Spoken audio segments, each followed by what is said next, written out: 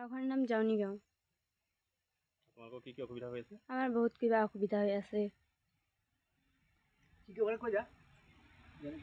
এখন নাই, আমি হাজিৰা কৰি চলি থাকোঁ।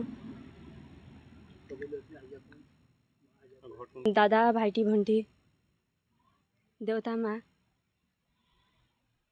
অঁ, চুলুং হাই স্কুল। অঁ, ঘৰ এখন দিলে ভালেই আছিল। কেশৱ মহন্তই আহ্বান জনাইছোঁ, ঘৰ আমাক এখন সোনকালে দিয়ে। কৰিছিলোঁ আজি, কিন্তু পোৱাই নাই আজিলৈকে।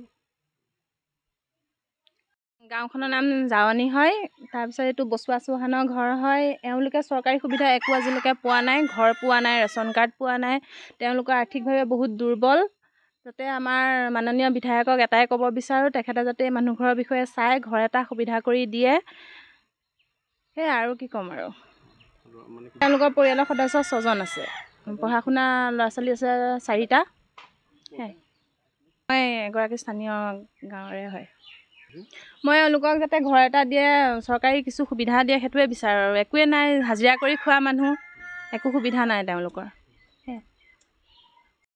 জাউনি গাঁও হয়। আপোনাৰ নাম? বাসু চৌহান। আপোনালোকৰ ঘৰৰ অৱস্থা? ঘৰৰ অৱস্থা ঘৰ এয়াই, পাইছেনে? চৰকাৰী ঘৰ নাই পোৱা। চৰকাৰক আবেদন কৰিছেনে আগতে? কৰিছোঁ, নাম আহিছিল, আকৌ যাওঁ বোলে নাই, ঘৰ চৰ অহা নাই। এনেকুৱাই আৰু আছোঁ। পৰিয়ালৰ কোন কোন আছে? পৰিয়ালৰ ল'ৰা ছোৱালী আছে, এইবিলাক পঢ়ে।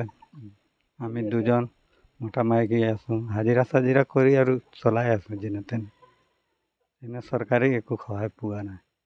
যিকোনো খবৰৰ বাবে যোগাযোগ কৰক 9181 307 221 আমাৰ এই নম্বৰত।